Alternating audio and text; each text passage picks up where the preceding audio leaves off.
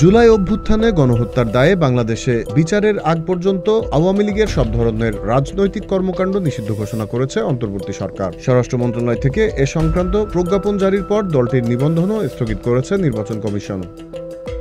কিন্তু এই ঘটনাকে নিয়ে উৎসাহের সীমা নেই ভারতীয় মিডিয়াগুলোতে। নানাভাবে তারা বলার চেষ্টা করছে যে পাকিস্তানের সাথে ভারতের যুদ্ধ শুরু হওয়ায় অনেকটা ভীত হয়ে বাংলাদেশে শেখ হাসিনার প্রত্যাবর্তন ঠেকাতেই তড়িঘড়ি করে এমন সিদ্ধান্ত নিয়েছে অন্তর্বর্তী সরকার। আর বাংলাদেশের পলাতক কথিত সাংবাদিক শহীদুল হাসান খোকন নানা যুক্তি দিয়ে ভারতীয় প্রোপাগান্ডার পক্ষে সাফাই গাইছেন। তবে এই বিষয়টিকে একেবারেই আমলে নিচ্ছে না বাংলাদেশের জনগণ। ছাত্র জনতার ন্যায্য দাবিতে গড়ে ওঠা জুলাই আন্দোলনে নির্বিচার গুলি করে প্রায় ২,০০০ মানুষকে হত্যার দায়ে বিচারের কাঠগড়ায় আওয়ামী লীগ ও তাদের দোসররা। বাংলাদেশে তাদের রাজনীতি বন্ধ এখন সময়ের দাবি বলে মনে করেন এদেশের ছাত্র জনতা। Z news, Dhaka.